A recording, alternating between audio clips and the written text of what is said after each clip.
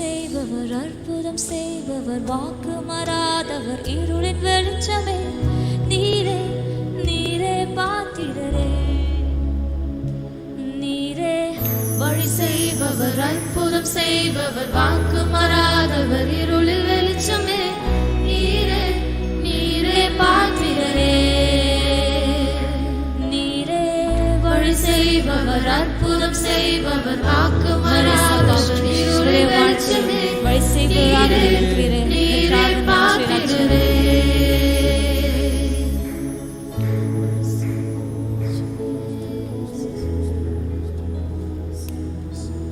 Let us keep on worshiping. தேவனை ஆராதித்துக் கொண்டிருக்கலாம். As we praise and worship Jesus this evening, தொடர்ந்து இந்த மாலை வேளையிலே தேவனை ஆராதித்துக் கொண்டிருக்கும் பொழுது let all glory and worship belong to the Lord Jesus Christ alone. நம்முடைய கர்த்தராகிய இயேசு கிறிஸ்துவை எல்லா கனமும் மகிமைக்கும் பாத்திரரான தேவனாய் இருக்கிறார். Our God is a miracle worker. நம்முடைய தேவன் அற்புதத்தை செய்கிற தேவனாய் There's இருக்கிறார். nothing that he cannot do. அவரால் செய்ய முடியாத எந்த காரியமும் இல்லை. Let us lift up our hands and worship Jesus. நாம் நம்மை கரங்களை உயர்த்தி தேவனை இந்த மாலை வேளையிலே Let us say, ஆராதித்துக் Lord, you are a miracle worker. நம்முடைய தேவன் அற்புதங்களை செய்கிற தேவனாய் இருக்கிறார். Lord, you are a miracle worker. நம்முடைய தேவன் அற்புதங்களை செய்கிற தேவனாய் Lord, இருக்கிறார். you are our everlasting Father. நீதாமே எங்களுடைய அநாதை தகப்பனாய் இருக்கிறீர் ஆண்டவரே. Lord, you are the good shepherd and the good Samaritan. அவர்தாமே நம்முடைய நல்ல மேய்ப்பனாகவும் நல்ல சமாரியனாகவும் இருக்கிறார். Lord, you are the Alpha and the Omega. ஆண்டவரே நீரே அல்பாவும் ஒமேகாவுமாய் இருக்கிறீர். As we come to your presence this evening, ஆண்டவரே இந்த மாலை வேளையில் உம்முடைய பிரசன்னத்தில் நாங்கள் வந்திருக்கும் பொழுது Lord, let your glory fill this place. ஆண்டவரே உம்முடைய மகிமையானது இந்த இடத்தை நிரப்பும்படியாக நாங்கள் I ஜெபிக்கிறோம். pray, let your glory come and take hold of every one of us tonight. ஆண்டவரே இந்த மாலை வேளையில் உம்முடைய மகிமையானது எங்கள் ஒவ்வொருவரையும் பற்றி பிடிக்கும்படியாக நான் Lord, we ஜெபிக்கிறேன். thank you that you are such a wonderful God, ஆண்டவரே நீ அப்படிப்பட்ட அற்புதமான தேவனாய் இருக்கிறபடியால் உமக்கு நாங்கள் that நன்றி you are able செலுத்துகிறோம். to do anything at any time through any person. ஆண்டவரே எந்த நேரத்திலும் யாரை கொண்டும் எந்த காரியத்தையும் செய்து முடிக்க வல்லமையுள்ள தேவனாய் நீ Lord, we இருக்கிறீர். thank you for your wonderful mercies and goodness and grace in our lives till this evening. ஆண்டவரே இந்த மாலை வரைக்கும் எங்களுடைய வாழ்க்கையில நீ காண்பித்திருக்கிறதான உம்முடைய அற்புதமான இரக்கங்களுக்காக கிருபைகளுக்காக நன்மைகளுக்காக உமக்கு நாங்கள் நன்றி செலுத்துகிறோம். Amen. I will be speaking to you from Judges chapter 7 verses 15 to 22. இந்த நாளிலே நியாயாதிபதிகளின் புத்தகம் 7ஆம் அதிகாரம் 15வது வசனத்திலிருந்து உங்களோடு கூட தியானிக்க நான் But I விரும்புகிறேன். don't want to read in two languages now. ஆனால் இந்த நாளிலே 2 மொழிகளிலே அதை நான் வாசிக்க So விரும்பவில்லை. our sister will be reading in Tamil and then I will start with the message. இந்த நாளிலே தமிழ் மொழியிலே வேத வசனம் வாசிக்கப்படும். Will you please stand up please for the reading of the word of God. தயவு செய்து உங்களுடைய இடத்திலே நீங்கள் எழும்பி நின்று வேத வசனத்தை கவனிக்கும்படியாக கேட்டுக்கொள்கிறேன். நியாயாதிபதிகளின் புத்தகம் 7ஆம் அதிகாரம் 15வது வசனத்திலிருந்து.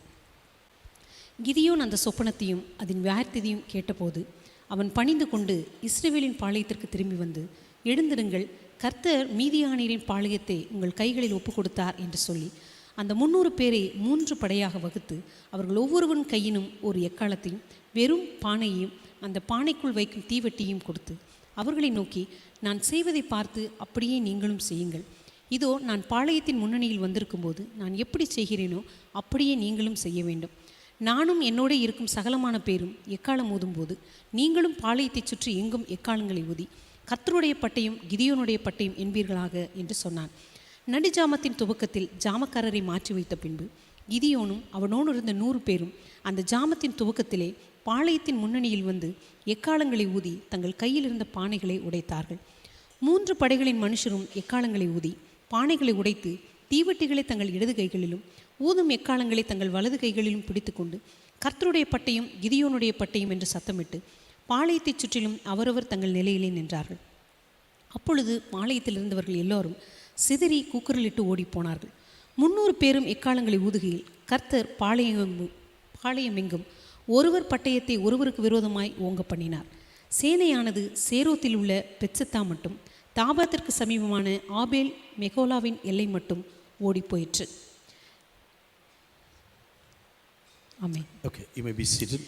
உட்காரலாம். 1 Samuel chapter 7 verses 15 to 22. 2 நாளாகமம் 7ஆம் அதிகாரம் 15 முதல் 22 வரை. 1 Samuel chapter 7 verses 15 to 22. 1 Samuel chapter 7 verses 15 to 22. As we continue to study the story of Gideon this evening, தொடர்ந்து இந்த மாலை வேளையிலே கிதியோனுடைய சரித்திரத்தை நாம் தியானிக்கும் பொழுது I hope this is the last Sunday in this series that I'm talking to you from this subject. இந்த பகுதியிலிருந்து இந்த வரிசையிலே நான் பேசுகிறதான கடைசி பிரசங்கமாக இது இருக்கும் என்று நான் நினைக்கிறேன். As we study the story of this man of God, இந்த தேவனுடைய மனிதனை குறித்து நாம் வாசிக்கும் பொழுது, yes, he was surely chosen by God. ஆமாம், நிச்சயமாகவே தேவனால் தெரிந்து கொள்ளப்பட்ட ஒரு மனிதனாக இருந்தான். Even though he was the least in the family, தன்னுடைய குடும்பத்திலே அவன் எல்லோருக்கும் கடையானவனாக இருந்தாலும் his family did not have a great reputation. அந்த நாட்களில் அவனுடைய குடும்பத்திற்கு அதிகமான ஒரு மதிப்பு இல்லாமல் Even இருந்தாலும் then, God chose him for a definite purpose. கர்த்தர் தாமே ஒரு நிச்சயமான நோக்கத்தோடு கூட கிதியோனை தெரிந்து கொண்டார். When you go through the Old Testament, when you see the life of these saints, பழைய ஏற்பாட்டின் நாட்களிலே நீங்கள் வேதாகமத்திலே பரிசுத்தவான்களுடைய வாழ்க்கைகளை நீங்கள் the வாசித்து reason பார்க்கும்போது, why these people did great exploits in the kingdom of God, ஏன் தேவனுடைய ராஜ்யத்திலே அந்த பரிசுத்தவான்கள் எல்லாம் பெரிய காரியங்களை செய்து முடித்தார்கள் தெரியுமா? because they were touched and filled and clothed by the power of the Holy Spirit. ஏனென்றால் பரிசுத்த ஆவியானவருடைய வல்லமையினாலே அவர்கள் தொடப்பட்டார்கள், நிரப்பப்பட்டார்கள், ஆட்கொள்ளப்பட்டார்கள். Yes, he was called a mighty man of valor, ஆம், உண்மையாகவே அவன் பராக்கிரமசாலி என்று அழைக்கப்பட்டான், உண்மைதான். but I think he was also a very difficult person. ஆனால் தன்னுடைய வாழ்க்கையிலே அவன் ஒரு கடினமான மனிதனாக கூட இருந்திருக்கிறான். You know, sometimes when you see people who are very difficult being used by God, சில நேரங்களிலே மிகவும் கடின மனதுள்ளவர்களா அல்லது கடின குணமுள்ளவர்களா இருக்கிறவர்கள் தேவனால் பயன்படுத்தப்படும் பொழுது they're not very easy people to handle sometimes. சாதாரணமாக அவர்களை கையாளுவது மிக கடினமானதாக இருக்கும். But still, God chooses such people in His kingdom. இருந்தாலும் தம்முடைய ராஜ்யத்திலே தேவன் அவர்களை பயன்படுத்துகிறார். And sometimes we wonder, how can God ever choose such a person? சில நேரத்தில் இப்படிப்பட்ட ஜனங்களை எப்படி தேவன் தெரிந்து கொண்டார் என்று சொல்லி நாம் ஆச்சரியப்படுவோம். You know, when the angel of the Lord appeared to Gideon, for example, கர்த்தருடைய தூதன் அந்த நாளிலே உதாரணமாக கிதியோனுக்கு தரிசனமான பொழுது, God says, put the bread, put the meat and the broth on the hill right now. கர்த்தர் சொன்னார், கற்பாறையின் மீது உன்னுடைய இறைச்சியும் புளிப்பில்லாத அப்பங்களையும் ஆணத்தையும் வைத்து அதை ஊற்று என்று சொல்லும் பொழுது, And then he touches the meat with a small stick in his hands. அப்பொழுது கர்த்தருடைய தூதன் தமது கையில் இருந்த கோலின் நுனியை நீட்டி அதை தொட்ட பொழுது, Immediately fire breaks out of the rock right now. அக்கினி கற்பாறையிலிருந்து எழும்பினது என்று சொல்லி பார்க்கிறோம். And after seeing all of these things, இந்த எல்லா காரியங்களையும் பார்த்த பின்பு this fellow had one request once more to God. இந்த மனிதனுக்கு இன்னொரு காரியம் கூட தேவனிடத்தில் கேட்க வேண்டியதா இருந்தது. Lord, please, one more sign now. ஆண்டவரே, தயவு செய்து இன்னொரு அடையாளத்தை எனக்கு தாரும். Just imagine, fire is just piercing out of this rock right now. கற்பாறையிலிருந்து அக்கினி எழும்பினதை அவன் கண்கூடாக கண்டும் கூட, And after he saw this miraculous sign, இந்த அற்புதமான அடையாளத்தை அவன் கண்ட பின்பு கூட, and then he said, Lord, will you please give me another sign? அவன் கேட்டான், ஆண்டவரே, தயவு செய்து இன்னொரு அடையாளத்தையும் கொடுப்பீரா? Maybe if you and I had been in the position of this angel of the Lord, ஒருவேளை நீங்களும் நானும் அந்த கர்த்தருடைய தூதனுடைய இடத்தில் இருப்போம் என்று சொன்னால், hey, why do you need another sign now? ஒருவேளை நாம் இருந்தால் கேட்டிருப்போம், உனக்கே இன்னொரு அடையாளம் இப்பொழுது வேண்டும்? Is this sign not enough for you? உனக்கு கொடுக்கப்பட்டிருக்கிற இந்த அடையாளம் இப்பொழுது போதாதா? Fire is breaking out of the rock, அக்கினியானது கற்பாறையிலிருந்து எழும்பி இருக்கிறது. and now you want another sign now? இப்பொழுது இன்னொரு அடையாளத்தை கூட என்னிடத்தில் கேட்கிறாயா? Just come on, move out now. I want to look for another person. சரி, இப்பொழுது நீ எனக்கு தேவையில்லை, இன்னொரு நபரை நான் தேடிக்கொள்கிறேன் என்று சொல்லியிருப்போம். You know, the patience of God in our lives till this evening இந்த மாலை வரைக்கும் தேவனுடைய பொறுமையானது நம்முடைய வாழ்க்கையிலே is a thing that we sometimes can never comprehend with our normal minds. நம்முடைய சாதாரண அறிவினாலே இந்த பொறுமையை நம்மால் புரிந்து கொள்ளவே முடியாது. The way God protected us till this evening, கர்த்தர் எப்படி இந்த மாலை வரைக்கும் நம்மை பாதுகாத்து வந்திருக்கிறார் என்று யோசிக்கும் பொழுது, the God who forgave all our sins till this evening, இந்த மாலை வரைக்கும் நம்முடைய எல்லா பாவங்களையும் மன்னித்த இந்த தேவனை பற்றி யோசிக்கும் and பொழுது, above all, a God who uses us in His kingdom in spite of all our mistakes. இது எல்லாவற்றுக்கும் மேலாக நம்முடைய வாழ்க்கையின் எல்லா தவறுகளின் மத்தியிலும் தேவன் நம்மை பயன்படுத்தி கொண்டிருக்கிறாரே. You know, sometimes when you think about your own lives and our lives, we can never comprehend the ways of God. சில நேரங்களிலே இப்படிப்பட்ட காரியத்தை தேவனிடம் நம்ம யோசிக்கும் பொழுது, உங்களை பற்றி என்னை பற்றி நம்ம யோசிக்கும் பொழுது, தேவனுடைய அந்த அறிவை நம்மால் புரிந்து கொள்ளவே முடியாது. Normally when you begin to taste the miracles of God in your life, சாதாரணமாக தேவனுடைய அற்புதத்தை உங்களுடைய வாழ்க்கையில ருசித்த ஒரு நபராக நீர் இருப்பீர் என்று சொன்னார், actually you get addicted as you get more deeper and deeper into the miracles of God. சாதாரணமாக தேவனுடைய அற்புதங்களை அடையாளங்களையும் இன்னும் ருசிக்க வேண்டும் என்கிறதான காரியத்துக்கு நீங்கள் அடிமையாவீர்கள் என்று நான் சொல்லுகிறேன். God was very patient with Gideon, கர்த்தர் கிதியோனோடு கூட மிகவும் பொறுமையாக இருந்தார். and the same way God is patient with you and me till this evening. அதேபோல் இந்த மாலை வேளை வரைக்கும் தேவன் உங்களோடும் என்னோடும் கூட பொறுமையாக இருந்து வந்திருக்கிறார். And many times God could have just thrown us out of his plans and purposes. அநேக நேரங்களிலே தேவன் தம்முடைய திட்டங்களிலிருந்து நோக்கங்களிலிருந்து நம்மை தூக்கி எறிந்திருக்க முடியும். I was just meditating on the story of Abraham once again a few days கடந்த ago. நாட்களிலே ஆபிரகாமுடைய சரித்திரத்தை மறுபடியுமாக நான் தியானித்துக் கொண்டிருந்தேன். And when you go from the book of Genesis from chapter 14 to 16. ஆதியாகமத்தின் புத்தகத்திலே 14 இலிருந்து 16 அதிகாரம் வரைக்கும் நீங்கள் வாசித்து பார்த்தீர்கள். Yes, he was a father of faith. ஆம், உண்மையாகவே அவன் ஒரு விசுவாசத்தின் தகப்பனாக இருந்தான், உண்மைதான். But sometimes you have to scratch your head and say, why is this man going this way once again? ஆனால் சில நேரங்களிலே ஏன் ஆபிரகாம் இப்படிப்பட்ட முடிவுகளை எடுத்தான் என்று சொல்லி நீங்களும் நானும் தலையை பிய்த்துக் கொள்வோம். He goes and leads a battle for the king of Sodom now. அந்த நாளிலே சோதோமுடைய ராஜாவுக்கு எதிராக போய் அவன் ஒரு யுத்தத்தை செய்கிறான். Defeats the enemy completely. அவனுடைய எதிராளிகளை தோற்கடிக்கிறான். Gets hold of the wealth and the people now. அங்கிருந்ததான எல்லா ஜனங்களையும் பொருட்களையும் மீட்டு கொண்டு வருகிறான். And then he comes to King Sodom and says, take everything back. அதற்கு பிற்பாடு அவன் சொல்கிறான் சோதோமின் ராஜாவை பார்த்து, தயவு செய்து நீரே எல்லாவற்றையும் வைத்துக் But you கொள்ளும். know what the King Sodom says? ஆனால் சோதோமின் ராஜா என்ன சொன்னார் You தெரியுமா? please keep your wealth, but please give the men to me. சோதோமின் ராஜா சொன்னார், ஜனங்களை எனக்கு தாரும், பொருட்களை நீர் எடுத்துக்கொள்ளும் என்று But சொன்னார். Abraham says, I'm not ready for this now. ஆனால் ஆபிரகாம் சொன்னான், இதற்கு நான் தயாராக இல்லை. If you're going to give all your wealth to me now, உங்களுடைய எல்லா ஐஸ்வரியத்தையும் நீர் எனக்கு கொடுப்பீர் என்று சொன்னால், which I have won in this war right now, இந்த யுத்தத்திலே நான் ஜெயித்ததற்காக you will say, I was the one who blessed Abraham. நான் தான் ஆபிரகாமை ஐஸ்வரியவான் ஆக்கினேன் என்று நீர் சொல்லுவீர். But God has told me he will bless me. ஆனால் கர்த்தர் சொல்லியிருக்கிறார், அவர் என்னை ஆசீர்வதிப்பேன் என்று சொல்லியிருக்கிறார். I will bless you and make you a blessing to the nations of the world. ஆண்டவர் சொன்னார், நான் உன்னை ஆசீர்வதித்து ஜாதிகளுக்கு உன்னை ஆசீர்வாதமாக மாற்றுவேன். Sorry, I don't need your wealth.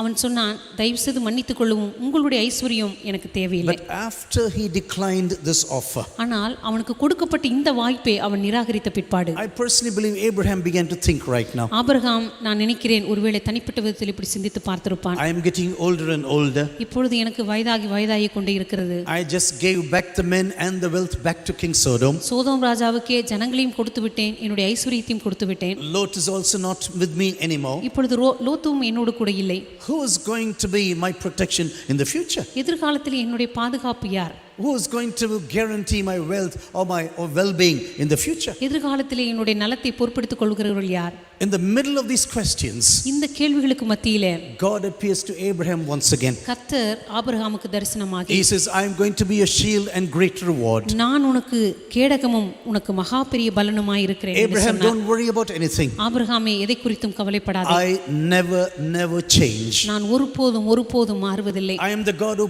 promised to make you a blessing. ஒரு நாள் உன்னை பார்த்து உன்னை ஆசீர்வதிப்பேன் என்று சொல்லி உனக்கு வாக்கு பண்ணி இருக்கிறேன். I told you you are going to be a blessing to the nations of the நீ world. ஒரு நாள் தேசங்களுக்கு ஆசீர்வாதம் ஆவாய் என்று சொல்லி இருக்கிறேன். So Abraham, don't worry about this. எனவே ஆபிரகாமே, தயவு செய்து இதை குறித்து Don't கவலைப்படாதே. worry about your protection, உன்னுடைய பாதுகாப்பை குறித்து கவலைப்படாதே. because I am going to be your shield in your life. ஏனென்றால் உனக்கு மகா பெரிய கேடகமாய் நான் இருக்க போகிறேன். And then when you come to chapter 16, something really funny happens. ஆதியாகமம் 16 அதிகாரத்தில் வரும்பொழுது உண்மையாகவே ஒரு வேடிக்கையான காரியம் அங்கே நடக்கிறது. Madam Sarah comes to Sir Abraham. இப்பொழுது ஆபிரகாம் இடத்திலே அவருடைய மனைவியாகிய சாராள் அம்மா வருகிறார்கள். She says, you are getting old now. அவள் சொன்னால், இப்பொழுது உங்களுக்கு வயதாகிறது, Use your brain. தயவு செய்து உங்களுடைய மூளையை பயன்படுத்துங்க. We have brought a girl from Egypt. ஏற்கனவே எகிப்திலிருந்து ஒரு பெண்ணை கொண்டு வந்திருக்கிறோமே. Because of famine we went into Egypt. ஏனென்றால் பஞ்சத்தினால ஒரு நாள் நாம் எகிப்துக்கு We சென்றோமே. also brought Hagar along with us. நம்மோடு கூட ஆகார் என்கிற பெண்ணையும் கொண்டு வந்திருக்கிறோம். So in my greatness I am giving you this girl to you. என்னுடைய பெரிய மனதினால இந்த ஆகாரை உங்களுக்கு கொடுக்கிறேன். We cannot wait for the time of God anymore. தேவனுடைய நேரத்துக்காக இனிமேல் நம்மால் காத்திருக்க முடியாது. And then Abraham, of course, listened to the voice of his wife. Abraham தன்னுடைய மனைவியாகி சாராளுடைய வார்த்தைக்கு அவன் செவி கொடுத்தான். When I went from chapter 14 to 16, 14ஆம் அதிகாரத்திலிருந்து 16 வரை ஆதியாகமத்திலே நான் வாசித்து I பார்த்த was பொழுது thinking, what is this man doing now? நான் நினைத்தேன், ஏன் ஆபிரகாம் இப்படிப்பட்ட ஒரு முடிவுக்கு வந்தான்? God says, I am your shield and your greatest reward. கர்த்தர் சொன்னாரே, நான் உனக்கு கேடகம், உன்னுடைய மகா பெரிய பலனுமாயிருக்கிறேன் என்று And சொன்னாரே. I am never going to change. Don't fear now. பயப்படாதே, நான் என்னுடைய வாக்குத்தத்தத்திலே மாற மாட்டேன் என்று சொன்னாரே. Why I'm telling you like this is sometimes we as the children of God, நான் ஏன் இந்த காரியத்தை சொல்கிறேன் என்று சொன்னால், தேவனுடைய பிள்ளைகளாக இருக்கிற நாம் sometimes we can make the stupidest of mistakes in our lives. சில நேரங்களில் நம்முடைய வாழ்க்கையில மிகவும் முட்டாள்தனமான முடிவுகளை நம்மால் எடுக்க முடியும். God has promised so many things in our lives, கர்த்தர் அநேக காரியங்களை நம்முடைய வாழ்க்கையில வாக்கு பண்ணியிருப்பார். but still we believe the words of someone who is close to us. இருந்தாலும் நமக்கு நெருக்கமாக இருக்கிற யாரோ ஒருவருடைய வார்த்தைகளுக்கு நாம் செவி கொடுக்கிறோம். கொடுப்போம். God could have called Abraham right now and said like this. கர்த்தர் அந்த நேரத்திலே ஆபிரகாமை அழைத்து இப்படி சொல்லியிருக்கலாம். Hey, come here now. Abraham இங்கே வா. Till now, until today, I trusted you. இதுவரைக்கும் நான் உன்னை நம்பிக்கொண்டிருந்தேன். You don't trust me anymore. ஆனா நீயோ என்னை விசுவாசிப்பதே இல்லை. I told you, you will be a great nation. நான் ஏற்கனவே சொன்னேன், உன்னை பெரிய ஜாதியாக்குவேன் என்று சொன்னேனே. I am going to make your name great in this world. உன்னுடைய பெயரை பெருமைப்படுத்துவேன் என்று சொன்னேனே. You are going to be a blessing to the nations of this நீ world. தேசங்களுக்கு ஆசீர்வாதமாவா என்று சொன்னேனே. In spite of all of my promises. என்னுடைய எல்லா வாக்குத்தத்தங்களுக்கு மேலாக How can you behave in such a stupid manner? எப்படி நீ இப்படி ஒரு முட்டாள்தனமான முடிவை உன்னால் எடுக்க Get முடியும்? out of the way now. தயவு செய்து என்னுடைய வழியிலிருந்து சென்று விடு. Get out of my way now. தயவு செய்து என்னுடைய வழியிலிருந்து I am போய் going விடு. to choose another person. இன்னொரு நபரை எனக்காக தேர்ந்தெடுக்க போகிறேன். 11 years, 11 chapters, everything was destroyed from chapter 1. முதலாம் அதிகாரத்திலிருந்து 11ஆம் அதிகாரம் வரைக்கும் பார்த்தால் எல்லாமே அழிக்கப்பட்டு வந்தது. Everything was God created came into a chaos. கர்த்தர் சிருஷ்டித்த எல்லாமே ஒரு குழப்பமான முடிவுகளுக்கு வந்துவிட்டது. Everything is evil in the face of the earth. தேவனுடைய முகத்துக்கு முன்பாக உலகம் எல்லாமே பொல்லாங்கிலே கிடந்தது. And I chose you, you are so disobedient. நீ என்னுடைய வாழ்க்கையிலே நான் உன்னை தெரிந்து கொண்டேன், ஆனாலும் நீ இப்பொழுது கீழ்ப்படியாமல் போய்விட்டாய். No, God was still patient with Abraham. இல்லை ஆபிரகாமோடு கூட இன்னும் தேவன் பொறுமை உள்ளவராய் இருந்தார். When God is telling you a certain promise in your life, கர்த்தர் உங்களுடைய வாழ்க்கையிலே ஒரு வாக்குத்தத்தத்தை கொடுத்தார் என்று சொன்னால், whatever the word of another person, இன்னொரு நபர் என்ன காரியத்தை சொன்னாலும் சரி, maybe this person is very close to you, ஒருவேளை அந்த நபர் உங்களுக்கு மிகவும் நெருக்கமாக கூட இருக்கலாம், the word of the Lord must be binding for you and for me. ஆனால் உங்களுக்கும் எனக்கும் தேவனுடைய வார்த்தை மட்டுமே கடைசி முடிவாக இருக்க வேண்டும். Sometimes there's a big clash between words of people and the word of God. சில நேரத்திலே மனுஷனுடைய வார்த்தைகளுக்கும் தேவனுடைய வார்த்தைகளுக்கு நடுவே பெரிய வித்தியாசமும் மோதலும் இருக்கும். We know exactly what God has told us. நமக்கு சரியாக தெரியும் கர்த்தர் இதை தான் சொல்லி இருக்கிறார். But there is another person is very close to us. ஆனால் நமக்கு மிகவும் நெருக்கமாக இருக்கிற இன்னொரு நபர் இருப்பார். Totally a divergent view of life. வாழ்க்கையை குறித்து முற்றிலும் மாறுபட்ட கோணத்திலே சிந்திக்கிறவராய் இருப்பார். Totally a different way of thinking about the ways of God. தேவனுடைய வழிகளை குறித்து முற்றிலும் மாறுபாடுள்ள எண்ணம் கொண்டவராய் இருப்பார். In your life and my life, உங்களுடைய வாழ்க்கையிலும் என்னுடைய வாழ்க்கையிலும், if there is a clash between the word of God and the word of man, தேவனுடைய வார்த்தைக்கும் மனிதனுடைய வார்த்தைக்கும் நடுவிலே ஒரு மோதல் இருக்கும் என்று சொன்னால், the word of God must be binding for us. தேவனுடைய வார்த்தை மட்டுமே கடைசி முடிவாக இருக்க வேண்டும். Gideon was becoming a mighty man of valor stage by stage. Gideon தன்னுடைய வாழ்க்கையிலே பராக்கிரமசாலியாக மாறினது ஒவ்வொரு பகுதியாக அவன் அவ்வாறு மாற்றப்பட்டான். But he was still a very fearful person. இருந்தாலும் தன்னுடைய வாழ்க்கையிலே அவன் மிகவும் பயம் நிறைந்த ஒரு மனிதனாகத்தான் இருந்தான். Even though he broke down the altar of his father, தன்னுடைய சொந்த தகப்பனுடைய பலிபீடத்தை அவன் இடித்து போட்டாலும், he did it in the middle of the night so that no one gets to know about it. அவன் அதை பகலிலே செய்யாமல் இரவிலே செய்தான், ஏனென்றால் ஒருவரும் அதை அறியக்கூடாது என்பதினால். The Bible says he was a very fearful person. வேதம் சொல்கிறது கிதியோன் மிகவும் பயம் நிறைந்த மனிதனாய் இருந்தான். Sometimes when you read such things in the word of God, உங்களுக்கு தெரியுமா, அப்படிப்பட்ட வார்த்தைகளை நீங்க வேதத்திலே வாசிக்கும் பொழுது we sometimes come to our own conclusions. சில நேரத்திலே நம்முடைய சொந்த முடிவுகளுக்கு நாம் வருவோம். Why did Nicodemus go there to Jesus in the middle of the night? ஏன் நிக்கோதேமு இயேசுவை சந்திக்கும்படியாக இரவிலே சென்றான்? Actually he was a very fearful person. அவன் உண்மையிலேயே பயம் நிறைந்தவனாய் இருந்திருக்க வேண்டும். Maybe he had so much to do because he was a great person in the nation of Israel. ஏனென்றால் இஸ்ரவேல் தேசத்திலே அவன் மிகவும் பொறுப்புள்ள ஒரு மனிதனாக, ஒரு பதவியில் இருந்த மனிதனாக இருந்தபடியினால், he was a member of the Sanhedrin. அவன் சனகரிப் சங்கத்தினுடைய ஒரு அங்கத்தினனாய் இருந்தான். He was a Pharisee. அவன் ஒரு பரிசேயனாய் இருந்தான். He was a teacher of Israel. அவன் இஸ்ரவேல் போதகனாய் இருந்தான். And the Jewish teaching says you take time to meditate on the word of God in the night times. யூதர்களுடைய போதகம் சொல்கிறது தேவனுடைய வார்த்தையை அறிந்து கொள்ளும்படியாக இரவு நேரத்தை தெரிந்து கொள் என்று சொல்லப்பட்டிருக்கிறது. And so this is the reason maybe he went to Jesus in the middle of the night. ஒருவேளை இந்த காரணங்களினால நிக்கோதேமு இரவு நேரத்திலே இயேசுவை சந்திக்கும்படியாய் போயிருக்கலாம். Sometimes when you read such things we can come to funny conclusions. சில நேரத்தில் இப்படிப்பட்ட வசனங்களை வாசிக்கும் பொழுது வேடிக்கையான முடிவுகளுக்கு நம்மால் வர முடியும். God told very clearly in the book of Deuteronomy. கர்த்தர் மிக தெளிவாக உபாகமத்தின் புத்தகத்திலே சொல்லி இருந்தார். When you go to Deuteronomy chapter 23 verses 3, 5 and 8. உபாகமத்தின் புத்தகம் 20ஆம் அதிகாரம் 3, 5, 8 நீங்கள் வாசிக்கும் பொழுது, he said, Israel, please listen to me now. இஸ்ரவேலரே கேளுங்கள். If you have built your house and you are not dedicated to the house, நீங்கள் ஒருவேளை புது வீட்டை கட்டி அதை பிரதிஷ்டை பண்ணாமல் இருந்தால், please don't go to war now. தயவு செய்து நீங்கள் யுத்தத்துக்கு போக வேண்டாம். If you have planted a vineyard and you do not have the first glass of wine until now, நீங்கள் திராட்சை தோட்டத்தை நாட்டி அதனுடைய கனியை புசியாமல் இருந்தால் you don't need to go to war right now. நீங்கள் யுத்தத்துக்கு போக வேண்டாம். If you are betrothed to a lady and you are not married yet, don't go to war. நீங்கள் ஒரு பெண்ணுக்கு நியமிக்கப்பட்டு இன்னும் திருமணம் செய்யாமல் இருந்தால் தயவு செய்து யுத்தத்துக்கு போக வேண்டாம். Because if you die in the war, someone else is going to take your future wife. ஏனென்றால் அப்படி யுத்தத்திற்கு போய் நீ மரித்து போனால் உனக்கு நியமிக்கப்பட்டிருக்கிற பெண்ணை இன்னொருவர் திருமணம் செய்ய வேண்டியதா இருக்கும். God thought about everything through in our lives. கர்த்தர் நம்முடைய வாழ்க்கையில் இருக்கிற எல்லா காரியங்களையும் தெளிவாக யோசித்து பார்த்திருக்கிறார். His word was very straight and very clear to the people of Israel. தேவனுடைய வார்த்தையான இஸ்ரவேலருக்கு மிகவும் நேரடியாக மிக தெளிவாக சொல்லப்பட்டது. And if you are fearful and faint-hearted, நீங்கள் பயப்படுகிற நபராக இருப்பீர்கள் என்று சொன்னால் please go back to your homes. தயவு செய்து உங்களுடைய வீட்டுக்கு நீங்க போகலாம். Because your fear is going to infect all the people around you. ஏனென்றால் உங்களுடைய பயம் மற்றவருடைய இருதயத்தையும் கரைந்து போக பண்ணும். You know, God said very clear to the people of Israel now, கர்த்தர் அந்த நாளில் இஸ்ரவேல் ஜனங்களுக்கு மிக தெளிவாக சொன்னார், I am the Lord who brought you out of Egypt. நான் தாமே உங்களை எகிப்து தேசத்திலிருந்து வெளியே கொண்டு வந்த I am தேவன். the Lord who is going to be with you.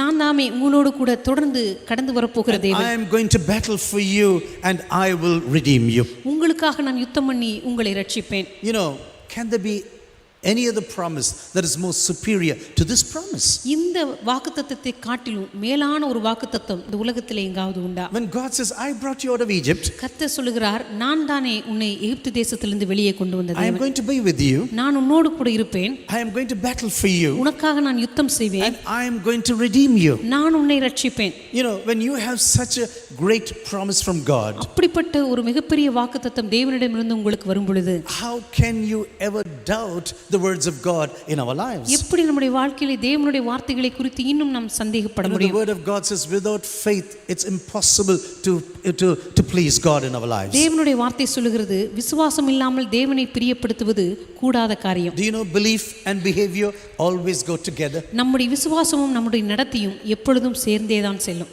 Yeah, our belief is a reflection of our behavior, நம்முடைய விசுவாசம் தான் நம்முடைய செய்கையினுடைய வெளிப்பாடாக and இருக்கிறது. our behavior is a reflection of our belief. அதே போல நம்முடைய செய்கையினுடைய வெளிப்பாடு நாம் எவ்வளவு தூரம் விசுவாசம் கொண்டிருக்கிறோம் என்பதை காண்பிக்கிறது. The book of Hebrews says this very, very clearly in the 11th chapter. எபிரேயரின் புத்தகம் 11ஆம் அதிகாரத்திலே அங்கே மிக தெளிவாக Now சொல்லப்பட்டிருக்கிறது. faith is the assurance of things hoped for, விசுவாசமானது நம்பப்படுகிறவர்களின் உறுதியும் the conviction of things not seen.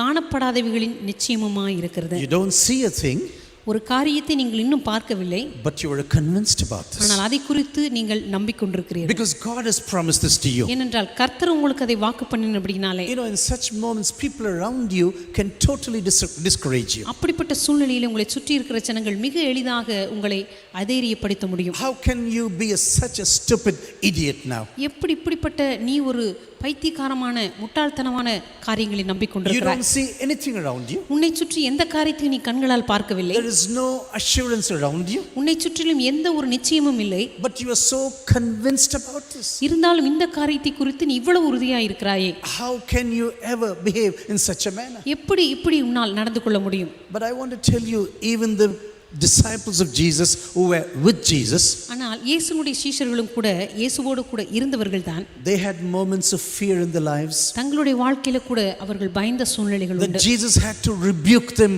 even though they were the very close disciples of Jesus. இயேசு கிறிஸ்துவுக்கு மிகவும் நெருக்கமான சீடர்களாக இருந்தால் கூட இயேசு கிறிஸ்து அவர்களை ஒரு நாள் கடிந்து கொள்ள வேண்டியதாக You know, இருந்தது. in Mark chapter 4, this is what the Bible says. Mark 4ஆம் அதிகாரத்திலே வேதம் சொல்லுகிறது, Jesus says to his disciples, let us go to the other side now. இயேசு கிறிஸ்து தன்னுடைய சீடர்களை பார்த்து சொன்னார், அக்கறைக்கு போவோம் வாருங்கள். And as they were traveling in the boat, I think you know the story. அவர்கள் படகிலே பிரயாணம் பண்ணும் பொழுது இந்த கதை உங்களுக்கு தெரியும் என்று நினைக்கிறேன். Heavy winds, tempest, everything is around them right now. பலத்த சுழல் காற்று உண்டாகி படகிலே மோதியது. All the natural forces are buffeting the boats in which they are traveling. அவர்கள் போய்க் கொண்டிருந்ததான அந்த திசையிலே படகின் மீது எல்லா விதமான இயற்கை சூழ்நிலைகளும் அது அவர்களுக்கு விரோதமாக இருந்தது. But the God who promised them to go to the other side, ஆனால் அவர்களுக்கு வாக்கு பண்ணின இயேசு கிறிஸ்து சொன்னார், அக்கறைக்கு போவோம் வாருங்கள். he is also inside the boat right now. வாக்கு பண்ணின இயேசு கிறிஸ்துவும் அதே படகில் தான் பிரயாணம் But பண்ணுகிறார். even though he is there inside the boat, அந்த படகுக்குள்ள இயேசு கிறிஸ்து இருந்தாலும், even though they have seen so many signs and miracles, அவர்கள் ஏற்கனவே அநேக அற்புத அடையாளங்களை பார்த்திருந்தாலும், slowly the disciples are losing their head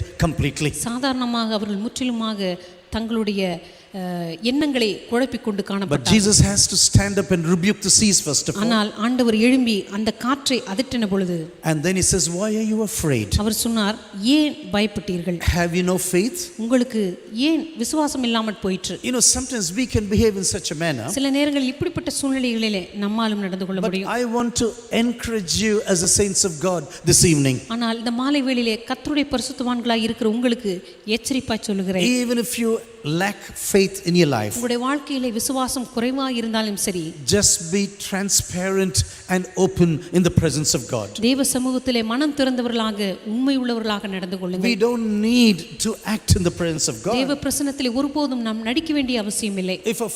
If you see that your faith is not matching your expectations, உங்களுடைய எதிர்பார்ப்பின் அளவின்படி உங்களுடைய விசுவாசம் இல்லை என்று சொன்னால், all we can do is cry out to the Lord Jesus. நாம் செய்ய வேண்டிய காரியமெல்லாம் ஆண்டவரிடத்திலே நாம் போய் கதறுவதுதான். Lord, help me in my unbelief right now. ஆண்டவரே, என்னுடைய அவிசுவாசத்தின் மத்தியிலே எனக்கு உதவி செய்தருளும். What you say, I'm not able to believe right now. ஆண்டவரே, நீ சொல்லுகிற காரியத்தை என்னால் விசுவாசிக்க முடியவில்லை. I truly believe that you are the Son of God. ஆண்டவரே, நீ உண்மையிலேயே தேவகுமாரன் என்பதை விசுவாசிக்கிறேன். Lord, help me in my unbelief. ஆண்டவரே, என்னுடைய அவிசுவாசம் நீங்கும்படி எனக்கு உதவி செய்யும். I think you know the story in Mark chapter 9. Mark 9ஆம் அதிகாரத்தில் இருக்கிறதான சம்பவம் உங்களுக்கு தெரியும் என்று நினைக்கிறேன். There is a boy who is being torn apart by the evil spirits in his life. அங்கே பிசாசினால் அழைக்கழிக்கப்பட்ட ஒரு பையன் இருந்தான். God ultimately heals him. Jesus ultimately heals him. இயேசு கிறிஸ்து அவனை முற்றிலுமாக குணமாக்கினார். And you know, this is what the father prayed to the Lord Jesus Christ on that day. அங்கே அந்த பையனுடைய தகப்பன் இப்படிதான் ஆண்டவரை பார்த்து ஜெபித்தார். I do believe, Lord. ஆண்டவரே, நான் விசுவாசிக்கிறேன். Help me overcome my unbelief. ஆண்டவரே, என்னுடைய அவிசுவாசம் நீங்கும்படி எனக்கு உதவி செய்தருளும். I personally believe this man was very transparent in the presence of God. இந்த நபர் தேவனுடைய பிரசன்னத்திலே உண்மையான நபராக இருந்திருக்கிறான் என்று நான் He did விசுவாசிக்கிறேன். not do as if he believes everything now. அவன் ஏதோ கர்த்தர் செய்த எல்லாவற்றையும் விசுவாசிக்கிற நபரை போல நடிக்கவில்லை. Yes, his boy was being tormented by evil spirits. தன்னுடைய சொந்த மகன் அங்கே பிசாசினால் அழைக்கழிக்கப்பட்டவனாய் இருந்தான். This boy is being thrown around with froth in his mouth. அவனுடைய வாயிலிருந்து நுரை தள்ளினது. Jesus asked him a few questions. இயேசு கிறிஸ்து அவனிடத்தில் சில கேள்விகளை கேட்டார். And he says everything is possible to him who believes. அவர் சொன்னார், விசுவாசிக்கிறவனுக்கு எல்லாம் கூடும் என்று சொன்னார். And then the father says like this. அப்பொழுது தகப்பன் இப்படி சொன்னார், Lord, yes, everything is possible to whom he believes. ஆமா ஆண்டவரே, விசுவாசிக்கிறவனுக்கு எல்லாம் கூடும். But I want to tell you something. ஆனால் உம்மிடத்தில் ஒரு காரியத்தை சொல்ல விரும்புகிறேன். Help me to overcome my unbelief. ஆண்டவரே, என்னுடைய அவிசுவாசம் நீங்கும்படி எனக்கு உதவி Yes, செய்யுங்கள். it is true what you tell me right now. ஆண்டவரே, நீ சொல்லுகிற காரியம் உண்மைதான். But please help me in my unbelief. ஆண்டவரே, என்னுடைய அவிசுவாசம் நீங்கும்படி எனக்கு உதவி செய்யுங்கள். Maybe there's someone here this evening. ஒருவேளை இந்த மாலை வேளையில யாரோ ஒருவர் இங்கே You இருக்கலாம். read the word of God. God has given you certain promises. நீங்க தேவனுடைய வார்த்தையை வாசிப்பீர்கள். கர்த்தர் உங்களுக்கு ஒரு வாக்குத்தத்தத்தை கொடுத்திருப்பார். And in your mind you may think, is this really going to happen? ஆனா உங்களுடைய மனதிலே நீங்க நினைப்பீர்கள், உண்மையாகவே இது நடக்க Is போகிறதா? this really going to happen in my life? உண்மையாகவே இது என்னுடைய வாழ்க்கையில நிறைவேற போகிறதா? Is my ministry really going to grow? என்னுடைய ஊழியம் உண்மையாகவே வளர போகிறதா? Are my children really going to be a blessing? உண்மையாகவே என்னுடைய பிள்ளைகள் ஆசீர்வாதம் உள்ளவர்களாய் மாற Is போகிறார்களா? God really going to bless me in a special way? கர்த்தர் உண்மையாகவே என்னை விசேஷித்த விதத்திலே ஆசீர்வதிக்க போகிறாரா? Lord, help me in my unbelief. ஆண்டவரே, என்னுடைய அவிசுவாசத்திலே எனக்கு நீர் உதவி செய்தருளும். You know, in our relationship to God, தேவனோடு கூட இருக்கிறதான நம்முடைய உறவிலே you and I never need to act in the presence of God. நீங்களும் நானும் ஒருபோதும் தேவ சமூகத்தில் நடிக்க வேண்டிய அவசியம் இல்லை. It's not the greatness of your words in prayer. நீங்க ஜெபிக்கும் பொழுது ஏதோ வார்த்தையின் அழகை தேவன் No, it பார்ப்பதில்லை. is the truthfulness of your heart that counts in the presence of God. இல்லை, உங்களுடைய இருதயத்தின் உண்மைதான் தேவ பிரசன்னத்தில் உண்மையாகவே Where you really வரப்போகும். say, Lord, help me in my unbelief now. ஆண்டவரே, என்னுடைய அவிசுவாசத்தின் மத்தியிலே எனக்கு உதவி செய்தருளும். செய்தருளும். God says, as in the days of Midian, I'm going to work in the last days now. கர்த்தர் சொல்லுகிறார், மீதியானின் நாளில் நடந்தது போல கடைசி நாட்களிலே நான் கிரியை செய்வேன். In these last days, this is the pattern of my working in the kingdom in my kingdom. கடைசி நாட்களிலே என்னுடைய ராஜ்யத்திலே நான் கிரியை செய்ய போகிற முறை இதுவாக இருக்க It's போகிறது. not about numbers, it's going to be about quality. அது எண்ணிக்கையை பொறுத்ததல்ல, ஆனால் தரத்தை பொறுத்தது. I will elect a small group of people who will accomplish my purposes and my plans in this world. என்னுடைய நோக்கங்களுக்காக சித்தங்களுக்காக கிரியை செய்ய போகிறதான ஒரு குழுவை எனக்காக நான் தெரிந்தெடுப்பேன். But I am looking for an obedient army. ஆனால் ஒரு கீழ்ப்படிதல் உள்ள ஒரு சேனை எனக்கு தேவை. I am looking for a united army. ஒரு ஒற்றுமையுள்ள சேனை எனக்கு தேவை. Where there is real unity and love with one another. எந்த இடத்துல உண்மையான ஐக்கியமும் அன்பும் இருக்கிறதோ அந்த சேனை எனக்கு தேவை. I think you know this testings what the people of God had to go through now before they went to war. அந்த நாளிலே தேவனுடைய பிள்ளைகள் யுத்தத்திற்கு செல்வதற்கு முன்பதாக அவர்களுக்கு கொடுக்கப்பட்டதான சோதனை உங்களுக்கு தெரியும் என்று நினைக்கிறேன். Initially they were 32,000 people. முதலாவது அவர்கள் 32,000 பேராக இருந்தார்கள். And then Gideon says all those who are fearful can go home now. பின்பு கிதியோன் சொன்னான், பயமுள்ளவன் எவனோ அவன் வீட்டுக்கு போக கடவன். I was wondering about this sentence. இந்த வாக்கியத்தை குறித்து உண்மையாகவே நான் When you ஆச்சரியப்பட்டேன். look into the story of Gideon, ஏனென்றால் கிதியோனுடைய கதையை நாம் வாசிக்கும் பொழுது one of the persons who has to go back home was Gideon himself. உண்மையாகவே வீட்டுக்கு போகிற முதல் நபர்களில் ஒருவர் கிதியோனாகத்தான் அந்த He நாளில் was இருந்தார். also a very fearful fellow. ஏனென்றால் கிதியோனும் பயந்த ஒரு நபர்தான். He should have said, Lord, I am also the person now. Gideon சொல்லியிருக்க வேண்டும், ஆண்டவரே நானும் பயந்த நபர்தானே. I do not know why God kept him in his army. ஏன் தேவன் தன்னுடைய சேனையிலே கிதியோனை வைத்தார் என்று எனக்கு தெரியாது. Sometimes why God keeps you in his purposes is a mystery. சில நேரத்தில் ஆண்டவர் தம்முடைய நோக்கங்களிலே உங்களை ஏன் இன்னும் வைத்திருக்கிறார் என்பது உண்மையாகவே ஒரு புரியாத புதிர்தான். I have a habit, a funny habit in my life. என்னுடைய வாழ்க்கையிலே எனக்கு ஒரு வேடிக்கையான ஒரு பழக்கம் உண்டு. At least once or twice in a month this happens. மாதத்திலே ஒரு முறை 2 முறையாவது நான் இதை செய்வேன். I will look into the mirror. கண்ணாடியை பார்த்து I will look into the mirror and say, hey, உன்னை ஆண்ட ஆண்டவர் எடுத்தாரு. I'll ask myself. என்னை நானே கேட்டுக்கொள்வேன். No one will be in the room. No one will be in the room. என்னுடைய அறையில் யாரும் இருக்க மாட்டார்கள். I will put my finger straight into my face. என்னுடைய முகத்துக்கு நேராக நானே விரலை நீட்டி, Why did God ever choose you? எதுக்கு ஆண்டவர் உன்னை தெரிந்து கொண்டார்? There are so many people in this world who are better than you. உன்னை காட்டிலும் மேன்மையான எத்தனையோ பேர் இந்த உலகத்தில் இருக்கிறார்களே. There are more spiritual people better than you in this nation. இந்த தேசத்திலே உன்னை காட்டிலும் ஆவிக்குரிய விதத்திலே இன்னும் மேலாளவர்கள் இருக்கிறார்களே. They have a better standing also more than you. உன்னை காட்டிலும் இன்னும் அதிகமான நல்ல வாய்ப்பு வசதிகளை பெற்றவர்கள் Why இருக்கிறார்களே. did God ever choose you? ஏன் தேவன் உன்னை தெரிந்து கொண்டார்? Why did God ever choose Gideon? ஏன் தேவன் கிதியோனை தெரிந்து கொண்டார்? In spite of his fearfulness, அவனுடைய வாழ்க்கையில் இருக்கிற எல்லா பயங்களின் in மத்தியிலும், spite of his testing now, அவன் எப்பொழுதும் தேவனை சோதித்துக் கொண்டே இருந்தானே. even after seeing the miracles of God, தேவனுடைய அடையாளங்களை பார்த்து கூட, in spite of this, Lord, show me another sign, show me another sign. ஆண்டவரே இன்னொரு அடையாளத்தை எனக்கு தாரும், இன்னொரு அடையாளத்தை எனக்கு தாரும் என்று கேட்டான். God is gracious to those he wants to be gracious to. தேவன் எவன் மேல் கிருபையாயிருக்க சித்தமாயிருக்கிறாரோ அவன் மேல் God கிருபையாயிருக்கிறார். is merciful to him to whom he wants to be merciful. தேவன் எவன் மேல் இரக்கமாயிருக்க சித்தமாயிருக்கிறாரோ அவன் மேல் You இரக்கமாயிருக்கிறார். and I can never understand the mysteries of God. நீங்களும் நானும் தேவனுடைய இந்த காரியங்களை புரிந்து கொள்ளவே முடியாது. Why God chose you is a mystery. தேவன் உங்களை ஏன் தெரிந்து கொண்டார் என்கிறது மிகப்பெரிய ஒரு Why ரகசியம்தான். God chose me is a mystery. தேவன் என்னை ஏன் தெரிந்து கொண்டார் என்பது மிகப்பெரிய ஒரு ரகசியம்தான். All we can do is just fall on our knees and begin to praise Jesus. நம்மால் செய்ய முடிந்த காரியமெல்லாம் தேவ பிரசன்னத்திலே முழங்கால் படியிட்டு அவருக்கு நன்றி செலுத்துவது மாத்திரமே. And now there are about 10,000 people left. இப்பொழுது 10,000 பேர் வீட்டுக்கு திரும்பி போய்விட்டார்கள். And Gideon says there's one more testing now for you. இப்பொழுது கிதியோன் சொன்னான், இன்னொரு சோதனை கூட உங்களுக்கு இருக்கிறது. After all the testing is over, எல்லா சோதனையும் முடிந்த பின்பு suddenly in one of the houses of these army people, of the people who went to war, அந்த யுத்தத்திற்கு போன ஒரு குடும்பத்தினுடைய வீட்டிலே இது நடக்கிறது என்று வைத்துக்கொள்ளும். the door is knocking. வீட்டினுடைய கதவு தட்டப்படுகிறது. The wife comes out. அந்த மனிதனுடைய மனைவி வெளியே வருகிறார்கள். What are you doing here? இங்கே என்ன செய்து கொண்டிருக்கிறீர்கள்? I thought you are in the war. நீங்க யுத்தத்தில் இருக்கிறீங்கன்னு நினைச்சேன். What did you do that you're coming back? ஏன் நீங்க திரும்பி வந்துட்டீங்க? என்ன நடந்தது? What can I tell you? இப்போ என்ன சொல்றது? There was a testing.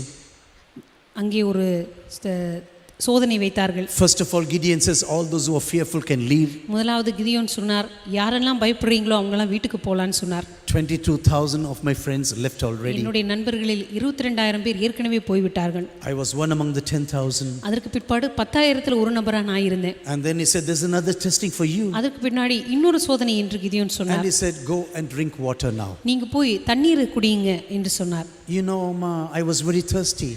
உனக்கு தெரியுமா, எனக்கு அன்னைக்கு ரொம்ப தண்ணீர் தாகமா இருந்தது. So I just fell into the water and I began to drink. நான் போய் தண்ணீரை பார்த்த உடனே அதிலே அப்படியே குப்புறப்படுத்து தண்ணீரை குடிக்க I ஆரம்பித்தேன். had no thinking about the enemies before me. எனக்கு முன்னாடி இருக்கிற எதிராளிகளை பற்றி நான் சிந்திக்கவே இல்லை.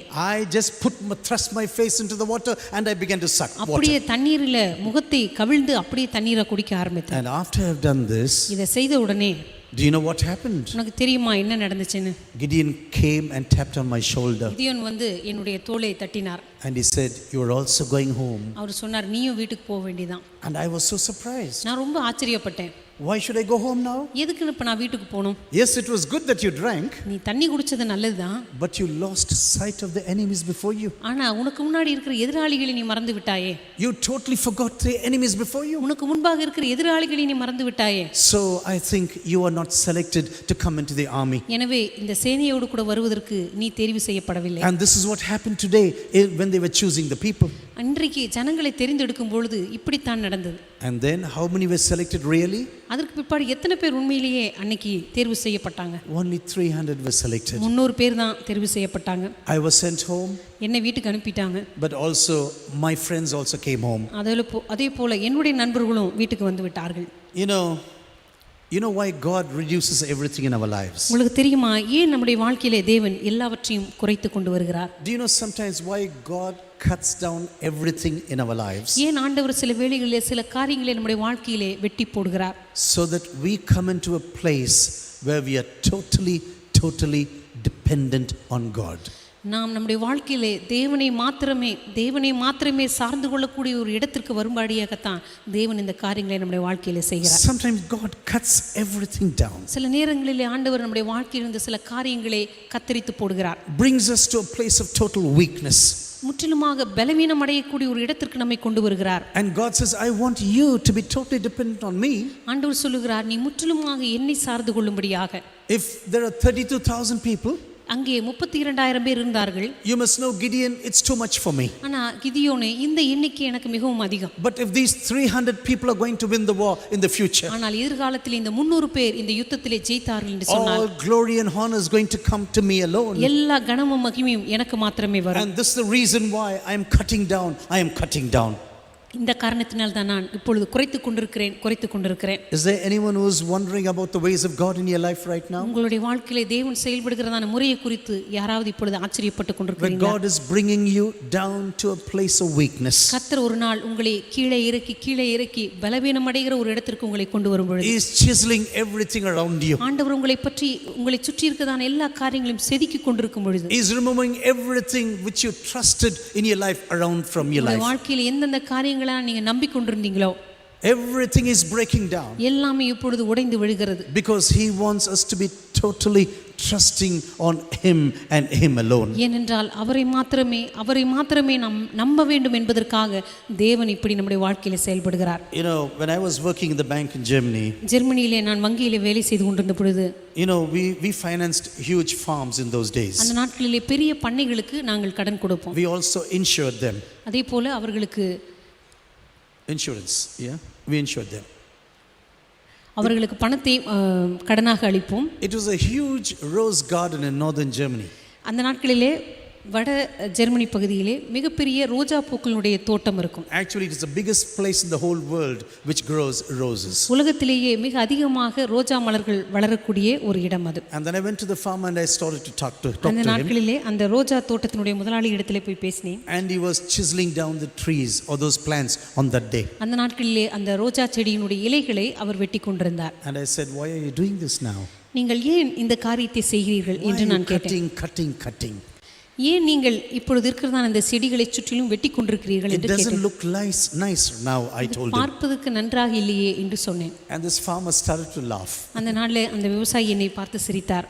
He said, obviously you don't understand about roses. அவர் சொன்னார், வெளிப்படையாக பார்த்தால் உங்களுக்கு இந்த ரோஜா செடிகளை பற்றி ஒன்றும் தெரியவில்லை என்று நினைக்கிறேன். If you want to see a blooming field in coming April or May, April May மாதத்திலே இங்கே எல்லா பூக்களும் நன்றாக மலர்ந்திருக்க வேண்டும் என்று நீங்க நினைத்தால், now it has to be cut down. இப்பொழுது எல்லாமே சரியாக கத்தரித்து போடப்பட வேண்டும். I have to cut down everything now.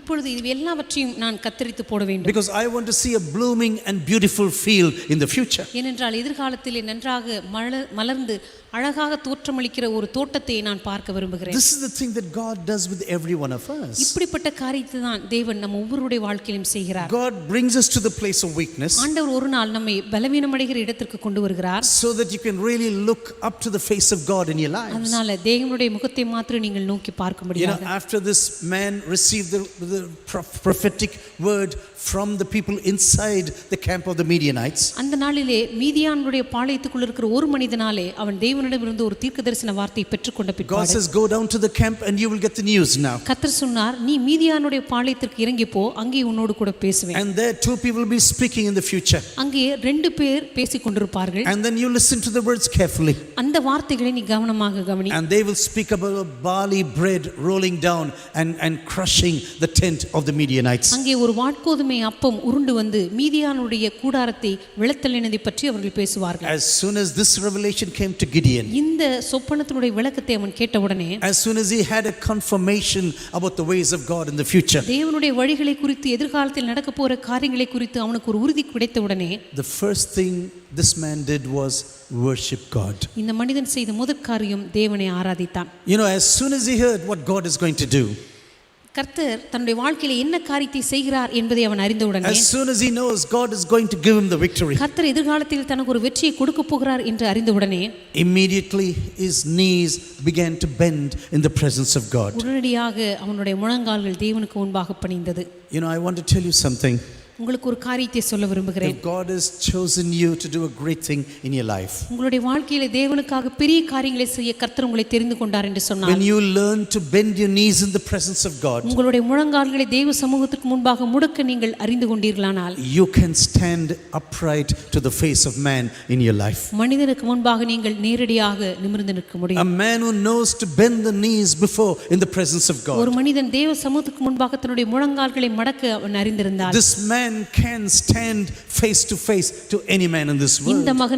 இந்த மனிதன் இந்த உலகத்தில் இருக்கிற எந்த மனிதனுக்கு முன்பாக நேரடியாக அவன் முகமுகமாக சந்தித்து பேச முடியும். And the victory that is going to come, எதிர்காலத்திலே வரப்போகிறதான இந்த வெற்றி, Gideon knows for sure this can only be God. கிதியோனுக்கு மிக நிச்சயமாக தெரியும், இது தேவனிடம் மாத்திரமே வர முடியும். When you look into the story of Apostle Paul, அப்போஸ்தலனாகிய பவுலுடைய வாழ்க்கையை நாம் பார்க்கும் பொழுது, he says there's nothing to be boasting about in my life. என்னுடைய வாழ்க்கையிலே நான் மேன்மை பாராட்டுவதற்கு என்று ஒன்றுமில்லை. Even he had problems in his ministry. தன்னுடைய வாழ்க்கையில கூட அப்போஸ்தலனாகிய பவுலுக்கு பல பிரச்சனைகள் When இருந்தது. you go to 2 Corinthians, all about the problems he was facing. 2 கொரிந்தியர் புத்தகத்திலே அநேக அப்போஸ்தலனாகிய பவுல் எதிர்கொண்டதான காரியங்களை நாம் பார்க்க But he முடியும். speaks about a vision that God gave him personally in his life. ஆனால் தன்னுடைய வாழ்க்கையில தேவன் தனக்கென்று கொடுத்ததான ஒரு விசேஷித்த வெளிப்பாட்டை குறித்து அங்கே பவுல் A சொல்லுகிறார். prophetic vision that no other person ever had in their lives. தங்களுடைய வாழ்க்கையில எந்த ஒரு மனுஷனும் பெற்றுக்கொண்டிராத ஒரு விசேஷமான ஒரு தீர்க்கதரிசன வெளிப்பாட்டை But கர்த்தர் he அவனுக்கு says, கொடுத்திருந்தார். 14 years I was keeping silent. ஆனா அப்போஸ்தலனாகிய பவுல் 14 வருடம் தன்னுடைய வாழ்க்கையில அதை அமைதியாக காத்துக்கொண்டார். Never spoke about this to any person. ஒரு நாளும் அதை குறித்து எந்த மனிதனிடத்திலும் பேசியதில்லை.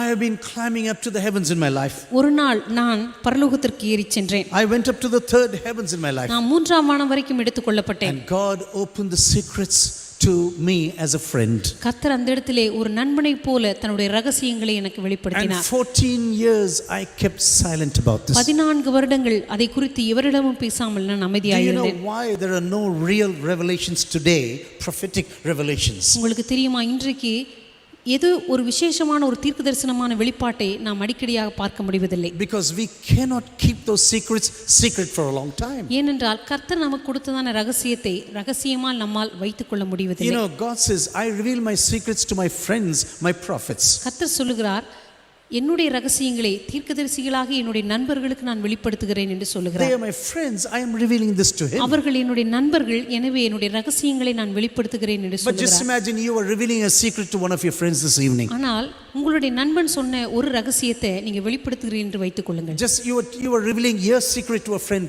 somewhere in your life. ஒருவேளை உங்களுடைய வாழ்க்கையினுடைய ரகசியத்தை உங்களுடைய நண்பர்களில் யாரோ ஒருவருக்கு வெளிப்படுத்துகிறீர்கள் என்று வைத்துக் And the கொள்ளுங்கள். very same evening the secret is known throughout Trichy. அந்த மாலை வேளையிலே நீங்க சொன்ன ரகசியம் திருச்சி முழுவதும் தெரியுது என்று வைத்துக் கொள்ளுவோம். Will you ever reveal this secret to him? இனிமே எதிர்காலத்தில் அந்த நண்பிடத்தில் ஏதாவது ஒரு ரகசியத்தை நீங்க சொல்லுவீர்களா? Do you know why there are no real prophetic messages today? ஏன் இந்த நாட்களிலே உண்மையான ஒரு தீர்க்கதரிசன வார்த்தைகள் வெளிப்பாடுகள் வருவதில்லை உங்களுக்கு தெரியுமா? Because we cannot keep secrets to ourselves. ஏனென்றால் தேவன் கொடுக்கிற ரகசியங்களை நம்மால் இருதயத்துக்குள்ளே காத்துக்கொள்ள முடிவதில்லை. Immediately we go to Twitter and YouTube and whatever it is. உடனடியாக எல்லா சமூக வலைதளங்களுக்கும் சென்று அவைகளை அறிவித்து விடுவோம். Oh, we must go to Facebook and Nosebook and whatever it is. உலகத்தில் என்னென்ன தொழில்நுட்ப வசதிகள் இருக்கிறதோ எல்லாவற்றையும் பயன்படுத்தி அதை அறிவித்து விடுவோம். Immediately WhatsApp, the world must know what God has told me. உடனடியாக கர்த்தர் எனக்கு சொன்ன காரியங்களை வாட்ஸ்அப்பில் எல்லாருக்கும் தெரிந்து விடுவேன். You know what Apostle Peter said? ஆனால் அப்போஸ்தலன் பேதுரு என்ன சொன்னார் தெரியுமா? I had a wonderful opportunity in my life. என்னுடைய வாழ்க்கையில் ஒரு அற்புதமான வாய்ப்பு எனக்கு இருந்தது. But so that I may not be bloated in my mind. ஆனால் என்னுடைய வாழ்க்கையிலே நான் மேன்மை பாராட்டாதபடிக்கு, So that I do not become proud in my life. என்னுடைய வாழ்க்கையிலே நான் என்னை குறித்தே பெருமை பாராட்டாதபடிக்கு God gave me a thorn in my life. கர்த்தர் என்னுடைய மாம்சத்திலே ஒரு முள்ளை கொடுத்தார். It is very painful. அது மிகவும் வலியுள்ள ஒரு காரியம். No one knows what this thorn was. இந்த முள் உண்மையிலேயே என்ன என்று எவருக்குமே தெரியாது. Maybe it was a sickness. ஒருவேளை அது ஒரு வியாதியா இருந்திருக்கலாம். Maybe it was an enemy. ஒருவேளை அது ஒரு எதிராளியா இருந்திருக்கலாம். He said, God gave me a thorn right now. கர்த்தர் என்னுடைய மாம்சத்திலே ஒரு முள்ளை கொடுத்திருக்கிறார். In order to keep me down. என்னை நானே உயர்த்தாதபடிக்கு, so that I do not become proud. என்னுடைய வாழ்க்கையிலே என்னை நானே உயர்த்தி பெருமை In order to பாராட்டாதபடிக்கு, keep me down in his presence. அவருடைய பிரசன்னத்திலே என்னை கீழ்ப்படுத்தி வைக்கும்படியாக God just nailed me down with this thorn right now. கர்த்தர் இந்த முள்ளை வைத்து அடித்து என்னை ஒரு இடத்திலே அமர வைத்திருக்கிறார். And then Apostle Paul begins to pray. இப்பொழுது அப்போஸ்தலன் பவுல் அதை குறித்து ஜெபிக்க ஆரம்பித்தார். Lord, take away this thorn now. Take away this thorn. ஆண்டவரே, இந்த முள்ளை என்னை விட்டு எடுத்து போடும். 3 times he prayed. 3 முறை அவர் ஜெபித்தார். Do you know what God said? ஆனால் கர்த்தர் சொன்ன காரியம் என்ன தெரியுமா? I am not removing this thorn out of your life. இந்த முள்ளை உன்னுடைய வாழ்க்கையிலிருந்து நான் எடுக்க போவதில்லை. But my grace is sufficient for you. ஆனால் என் கிருபை உனக்கு போதும். You know, I have seen this verse all over in India. இந்த வசனங்களை இந்திய தேசத்திலே எல்லா இடங்களிலும் நான் பார்த்திருக்கிறேன். Houses, cars, roads, everywhere you see this. வீடுகளிலே, கார்களிலே, சாலைகளிலே இது எழுதி வைத்திருப்பார். My grace is sufficient for you. My grace is sufficient for you. என் கிருபை உனக்கு போதும், என் கிருபை உனக்கு போதும் என்று எழுதப்பட்டிருக்கும். But do you know, this is the context in which God said this verse to Apostle Paul. உங்களுக்கு தெரியுமா, இந்த சூழ்நிலையின் மத்தியிலே தான் அப்போஸ்தலனாகிய பவுலுக்கு இந்த வார்த்தையை தேவன் கொடுத்தார். Because if you are going to be weak in your life, உங்களுடைய வாழ்க்கையிலே நீங்கள் பலவீனமுள்ள ஒரு நபராக இருந்தால் தான் my strength is going to be manifest. என்னுடைய பலனானது பரிபூர்ணமாக உங்கள் மூலமாக வெளிப்பட முடியும். My strength is going to be manifest in your life fully right now. என்னுடைய வல்லமையானது உங்களுடைய பலவீனத்தின் மத்தியிலே தான் பரிபூர்ணமாக வெளிப்பட And முடியும். this is the reason why Apostle Paul says, I boast about my weakness. இந்த காரணத்தினால் தான் அப்போஸ்தலனாகிய பவுல் சொன்னார், என்னுடைய பலவீனங்களை குறித்து நான் மேன்மை I am பாராட்டுகிறேன். not sad about my weakness. என்னுடைய பலவீனங்களை குறித்து நான் வருத்தப்படவில்லை. Yes, God has brought me down to this place of weakness. கர்த்தர் இந்த பலவீனத்தின் இடத்திற்கு என்னை கொண்டு வந்து வைத்திருக்கிறார். God has put me down through this thorn that he has given me. இந்த முள்ளு நிமித்தமாக தேவன் என்னை கீழ்ப்படுத்தி அடக்கி வைத்திருக்கிறார். Yes, it is unbearably painful in my body. என்னுடைய வாழ்க்கையிலே இந்த முள்ளானது என்னுடைய சரீரத்திலே தாங்க முடியாத ஒரு வலியை கொடுக்கிறது But உண்மைதான். God says, my grace is sufficient for you. ஆனால் தேவன் சொன்னார், என்னுடைய கிருபை உனக்கு போதும். In your weakness, my strength is going to be manifest completely. உன்னுடைய பலவீனத்தின் மத்தியிலே என்னுடைய பலன் பூரணமாக விளங்கும் என்று சொன்னார். Maybe this word is for someone here this evening. ஒருவேளை இந்த மாலை வேளையில் இந்த வார்த்தையானது இங்கே இருக்கிற யாரோ ஒருவருக்காக சொல்லப்படுகிறது. Maybe there is a very painful thorn in your life right now. ஒருவேளை உங்களுடைய வாழ்க்கையிலே உங்களால் தாங்க முடியாத ஒரு முள் கொடுக்கப்பட்டிருக்கலாம். Maybe it is a sickness or a person that God has given you. ஒருவேளை ஒரு வியாதியோ அல்லது ஒரு மனிதனையோ உங்களுடைய வாழ்க்கையில And கொடுத்திருக்கலாம். you are crying out and say, Lord, take this out of my life. ஒருவேளை ஆண்டவரிடத்தில் நீங்க பார்த்து கதறலாம், ஆண்டவரே இந்த முள்ளை என்னை விட்டு எடுத்து போடும். Lord, it is just unbearable now. ஆண்டவரே தாங்க முடியாத ஒரு வேதனையை இது கொடுக்கிறது.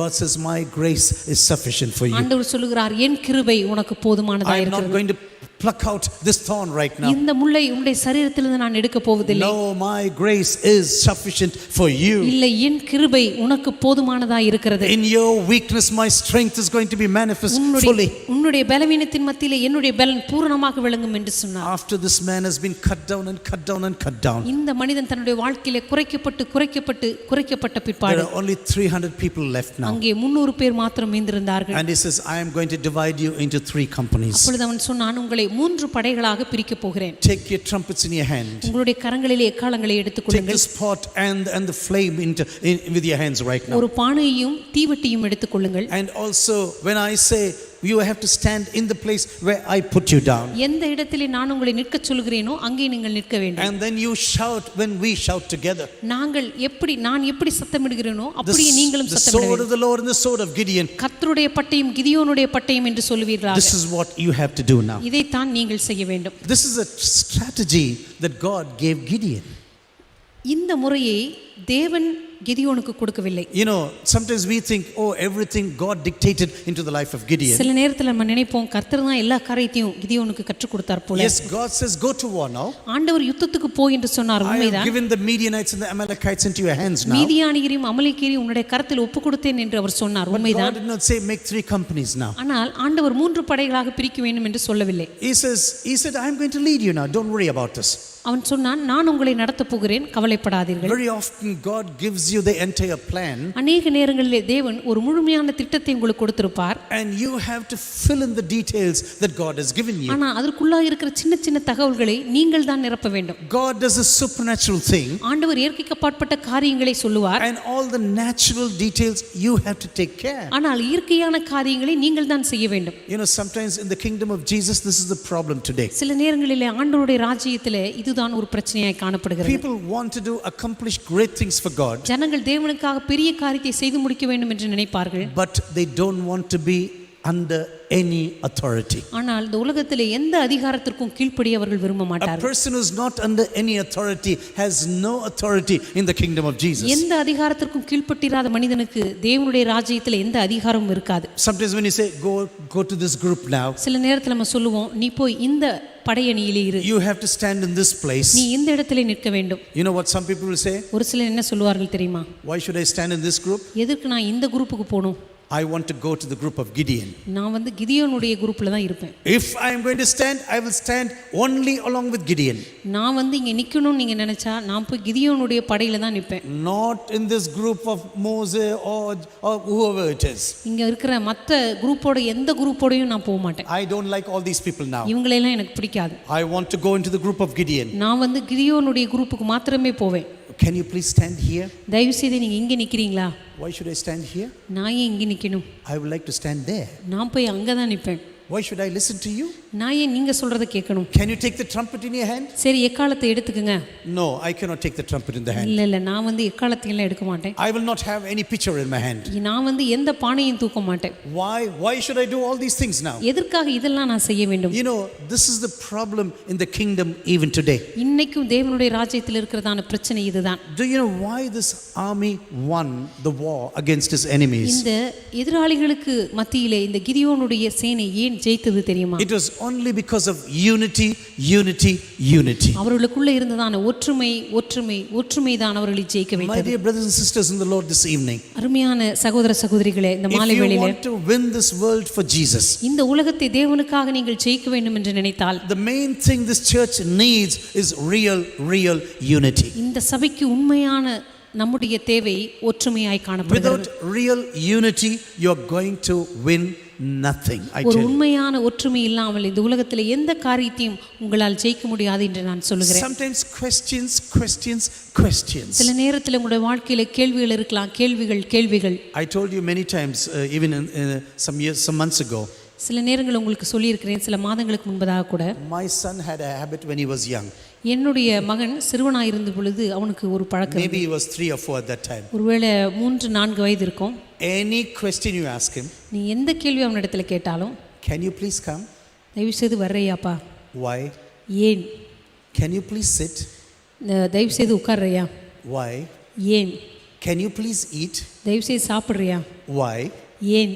Every question we put, நம்ம என்ன காரியத்தை சொன்னாலும், whatever we put, நம்ம எந்த காரியத்தை அவனிடத்துல he will சொன்னாலும் always ask, why? அவன் எப்பொழுதுமே ஏன் என்று கேட்பான். Sometimes my wife was really getting wild. சில நேரத்தில் என்னுடைய மனைவிக்கு அவன் மேல பயங்கர கோபம் வரும். You know, you don't drive my wife so easily wild. சாதாரணமாக என்னுடைய மனைவிக்கு சீக்கிரமா கோபம் வராது. But sometimes he'll really make her wild. ஆனா சில நேரத்தில் அவங்களுக்கு பயங்கர கோபம் வரும். Why? எப்போ பார்த்தாலும் ஏன் ஏன் என்று கேட்டுக்கொண்டே இருப்பான். You know, what she used to do, ஒரு நாள் அவங்க என்ன செய்வாங்க she அப்படின்னா, will say, that's why, come here now. அதனால தான் வா அப்படின்னு சொல்லி அவனை பிடிச்சு இழுப்பாங்க. She'll just grab him and put him on the chair right now. சில நேரத்தில் அப்படி சொல்லி அவனை பிடிச்சு உட்கார வைப்பாங்க. Why? எப்போ பார்த்தாலும் ஏன் ஏன் என்று கேட்டுக்கொண்டே You know, இருக்கிறாய். sometimes even in the kingdom of God it is like this. சில நேரத்தில் ஆண்டவருடைய ராஜ்யத்தில் கூட இப்படி இருக்க முடியும். Whatever you tell the people, நீங்க ஜனங்களிடத்தில் எந்த காரியத்தை சொன்னாலும், why are you telling this? ஏன் இதை சொல்றீங்க? Can you lead service? Can you lead worship in the first service? முதல் ஆராதனையில நீங்க ஆராதனை நடத்துறீங்களா? Why can't they come for the second service? ஏன் இரண்டாம் ஆராதனையில என்ன போட மாட்டீங்களா? Lot of people. அங்கதான் நிறைய பேர் வருவாங்க. I can sleep and come. நான் நல்லா தூங்கிட்டு வரலாம். Still better third service. அதை விட மூன்றாம் ஆராதனைக்கு போட்டீங்கன்னா I இன்னும் can நல்லா still sleep a little longer. இன்னும் கூட கொஞ்சம் நீளமா தூங்கிட்டு வரலாம். Can I do this? Can you come and please help us in this matter? தயவு செய்து வந்து இந்த வேலைக்கு உதவி செய்றீங்களா? Can you please stand there and invite people? தயவு செய்து முன்னாடி நின்று வர ஜனங்களை வரவேற்கிறீங்களா? Why this simple ministry for me? ஏன் இந்த ஒரு சாதாரண ஊழியத்தை போய் எனக்கு கொடுக்குறீங்க? I want to stand on the stage with the microphone. நான் வந்து மைக் எடுத்து மேடையில மட்டும் தான் நிப்பேன். I am interested only in such a ministry. எனக்கு அப்படிப்பட்ட ஊழியம் மட்டும் தான் பிடிக்கும். Just standing there outside and say welcome, praise the Lord. This is not a ministry. வெளியே நின்னுட்டு எல்லாருக்கும் வந்து ஸ்தோத்திரம் பண்ணி வாங்கன்னு கூப்பிடுறது அதெல்லாம் நல்ல ஊழியமே இல்ல.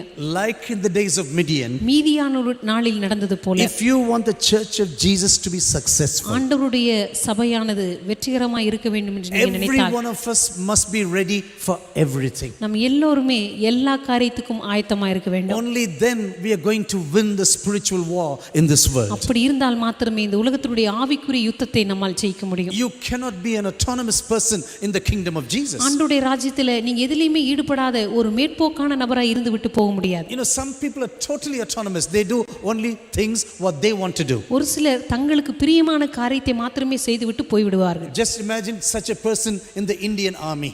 ஒருவேளை ஒரு இந்திய ராணுவத்தில் இப்படிப்பட்ட ஒரு நபர் இருக்கிறார் என்று வைத்துக்கொள்வோம். China is coming, Pakistan is coming. சீனா ராணுவம் வருகிறது, பாகிஸ்தான் ராணுவம் எதிர்த்து வருகிறது. And the general says, you will stand here now. அங்கே இருக்கிறதான நம்முடைய இந்திய தளபதி சொல்கிறார், நீ இங்கே நில். I cannot stand here. நான் இங்கே நிற்க மாட்டேன். I will only stand there. நான் அங்கே தான் போய் நிற்பேன். Shoot in this direction. இந்த திசையில இப்பொழுது சுடு. I will not shoot there.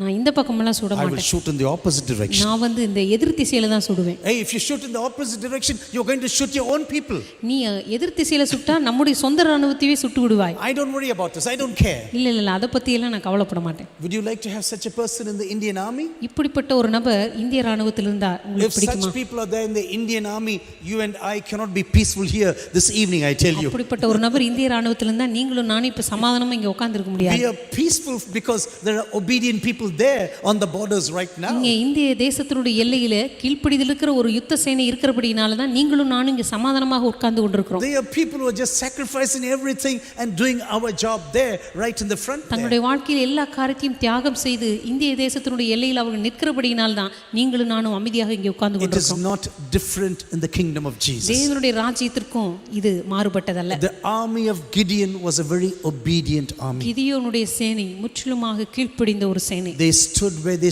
should stand. அவர்கள் எங்கே நிற்க வேண்டுமோ அங்கே நின்றார்கள். They shouted when they were commanded to. அவர்கள் எப்பொழுது சத்தமிட கேட்கப்பட்டார்களோ அப்பொழுது சத்தமிட்டார்கள். They broke the things, the pot, when they were asked to. எப்பொழுது அந்த பானைகளை உடைக்க வேண்டுமோ எல்லாரும் சேர்ந்து உடைத்தார்கள். They shouted all together at the same time. எல்லாரும் சேர்ந்து ஒரே நேரத்திலே ஆர்ப்பரித்தார்கள். And as soon as this happened, I tell you, இந்த காரியம் நடந்த உடனே the enemies just fought against one another and the victory was for Israel. எதிராளிகள் ஒருவர் அவர்கள் ஒருவருக்கொருவர் குத்தி கொண்டு கொலை செய்து கொண்டு அவர்களுக்கு வெற்றியானது இப்பொழுது இஸ்ரவேல் தேசத்துக்கு கிடைத்தது. You want to serve the purposes of God in your life? உங்களுடைய வாழ்க்கையிலே தேவனுடைய நோக்கங்களை நீங்கள் நிறைவேற்ற விரும்புகிறீர்களா? You want to be a part of the plan of God in your life? தேவனுடைய ராஜ்யத்தினுடைய ஒரு பகுதியாக உங்களுடைய வாழ்க்கையிலே நீங்கள் இருக்க விரும்புகிறீர்களா? Be like the people in the army of Gideon. கிதியோனுடைய சேனையில் இருந்தது போல நீங்கள் இருக்க வேண்டும். Yes, there may be very little people. ஒருவேளை அங்கே மிக சிறிய எண்ணிக்கையிலே ஜனங்கள் இருந்திருக்கலாம். God doesn't want a disobedient big group. ஆனால் கர்த்தர் கீழ்ப்படியாத ஒரு பெரிய சேனையை அல்ல, God wants an obedient small group. சின்ன கீழ்ப்படிந்த ஒரு சேனையை தான் தேவன் A விரும்புகிறார். group that is totally committed to the victory of the army of God. இஸ்ரவேல் தேவனுடைய ஜனங்களுக்கான வெற்றியை தேடுகிறதான ஒரு சிறிய குழுவை தான் தேவன் விரும்பினார். If we want to see real revival in our nation, நம்முடைய தேசத்தில் உண்மையான ஒரு எழுப்புதலை நீங்கள் காண there must விரும்பினால் be real unity in the kingdom of Jesus. தேவனுடைய ராஜ்யத்துக்குள்ள உண்மையான ஒரு ஒற்றுமை காணப்பட வேண்டும். Until there is real unity in the church of Jesus in India. தேவனுடைய சபைக்குள்ளாக இந்திய தேசத்தில் உண்மையான ஒரு ஒற்றுமை வரும் வரைக்கும், My dear brothers and sisters, we are never going to see a real revival in this nation. கருமையான சகோதர சகோதரிகளே, நம்முடைய தேசத்தில் ஒரு உண்மையான எழுப்புதலை நம்மால் பார்க்க முடியாது. When there are too many divisions inside the army of God, தேவனுடைய சேனைக்குள்ளாக அநேக பிரிவினைகள் காணப்படும் பொழுது how are we going to preach the gospel in our nation? எப்படி நம்முடைய தேசத்திலே நாம் போய் சுவிசேஷத்தை பிரசங்கிக்க முடியும்? How are we going to speak about the love of God in our nation? எப்படி தேவனுடைய அன்பை போய் மற்றவர்களுக்கு நாம் பறைசாற்ற முடியும்? God has given us a wonderful job in our hands. கர்த்தர் நம்முடைய கரங்களில் ஒரு அற்புதமான பணியை We கொடுத்திருக்கிறார். have a wonderful gospel to be preached in this nation. இந்த தேசத்திலே பிரசங்கிக்கக்கூடிய ஒரு அற்புதமான சுவிசேஷத்தை தேவன் நம்முடைய கரங்களிலே But கொடுத்திருக்கிறார். we have to learn a lot from the army of Gideon in our lives. ஆனால் நம்முடைய வாழ்க்கையிலே கிதியோனுடைய சேனையிடமிருந்து அநேக காரியங்களை நாம் கற்றுக்கொள்ள வேண்டியதாக Yes, இருக்கிறது. they were chosen. ஆம், அவர்கள் தேர்ந்தெடுக்கப்பட்டவர்கள் தான். They were very obedient. அவர்கள் உண்மையாகவே கீழ்ப்படிந்த ஒரு சேனை They were தான். totally united. அவர்கள் முற்றிலுமாக ஒற்றுமையானவர்கள் தான். And because they were united and obedient, அவர்கள் ஒற்றுமையானவர்களாகவும் கீழ்ப்படிந்தவர்களாகவும் and இருந்தபடினாலே, because they were chosen by God, தேவனால் அவர்கள் தெரிந்து கொள்ளப்பட்ட சேனையா they இருந்தபடினாலே, were able to defeat the enemy of Israel. அவர்கள் இஸ்ரவேல் தேசத்தினுடைய எதிராளிகளை தோற்கடித்தார்கள். As we come to a close this evening, இப்பொழுது மாலை வேளையிலே நாம் முடிப்பதற்கு முன்பதாக, I do not know what you are going through in your life. உங்களுடைய வாழ்க்கையிலே எப்படிப்பட்ட சூழ்நிலையின் வழியாக நீங்கள் கடந்து சென்று கொண்டிருக்கிறீர்கள் என்று எனக்கு தெரியாது. Maybe I would ask you to close your eyes right now. நீங்கள் இந்த வேளையிலே உங்களுடைய கண்களை மூடும்படியாக கேட்டுக்கொள்கிறேன். I want to put a question to you. உங்களிடத்திலே ஒரு கேள்வியை நான் கேட்க விரும்புகிறேன். When God is weakening you, கர்த்தர் உங்களை பலவீனப்படுத்தி கொண்டிருக்கும் பொழுது, according to the rules of this world, God is weakening you. இந்த உலகத்தினுடைய நிலைமையின்படி பார்க்கும் பொழுது ஆண்டவர் உங்களை பலவீனப்படுத்தி கொண்டிருப்பார் என்று சொன்னால், He's cutting down. ஆண்டவர் உங்களை கத்தரித்து கொண்டு செதுக்கி கொண்டிருப்பார் என்று சொன்னால், And you are not able to understand anything. உங்களால் உங்களுடைய வாழ்க்கையில் நடக்கிற எந்த காரியத்தையும் புரிந்து கொள்ள முடியாத ஒரு நிலைமையிலே, And you are asking, Lord, why do you allow this to happen? ஆண்டவர் எதற்காக இந்த காரியத்தை என்னுடைய வாழ்க்கையில் நடக்கும்படி நீர் அனுமதிக்கிறீர்? Why are you weakening me? ஆண்டவரே, ஏன் என்னை நீர் பலவீனப்படுத்துகிறீர்? You said you are going to battle for me. ஆண்டவர், நீர் சொன்னீர் எனக்காக நீர் யுத்தம் பண்ண போகிறேன் என்று சொன்னீர். You said I belong to you. ஆண்டவரே, நான் உம்முடைய சேனைக்கு சொந்தமானவன் என்று சொன்னீர். But now why are you weakening me? ஆனால் ஏன் இப்பொழுது என்னை பலவீனப்படுத்திக் கொண்டிருக்கிறேன்? Why this thorn in my life? ஏன் இந்த முள் என்னுடைய வாழ்க்கையில காணப்படுகிறது? Why did you give me this thorn in my life? ஆண்டவரே, எதற்காக இந்த முள்ளை என்னுடைய வாழ்க்கையில கொடுத்திருக்கிறேன்? I am not able to understand. ஆண்டவரே, இதை என்னால் புரிந்து கொள்ளவே முடியவில்லை.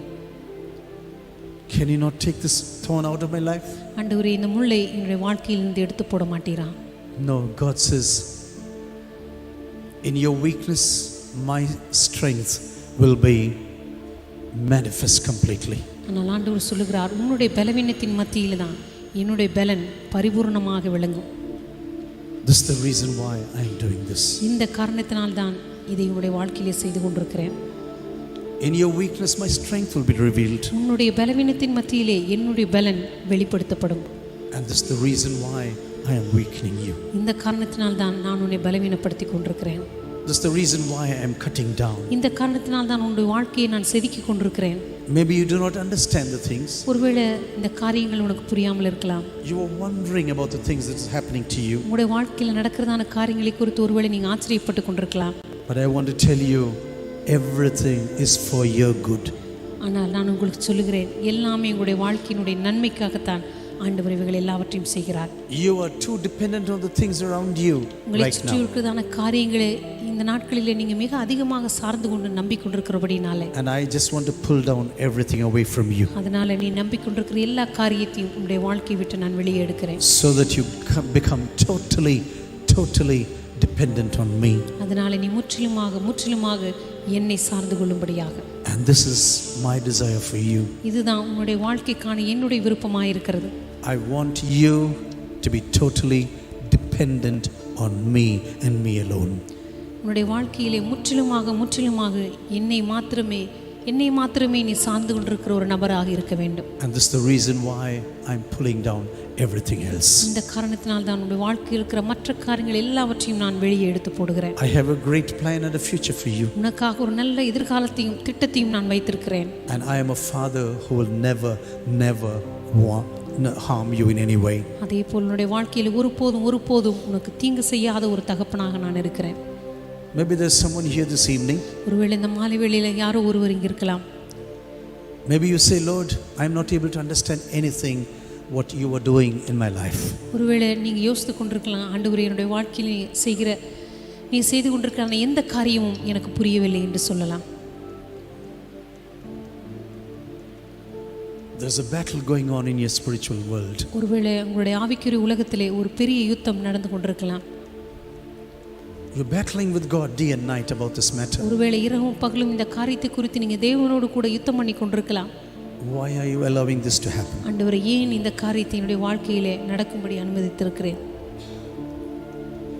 If you are in such a battle, will you please put up your right hands and I want to pray for you. ஒருவேளை அப்படிப்பட்ட ஒரு யுத்தத்திலே நீங்க இருப்பீர்கள் என்று சொன்னால் தயவு செய்து உங்களுடைய கரத்தை உயர்த்தும்படியாக கேட்டுக்கொள்கிறேன்.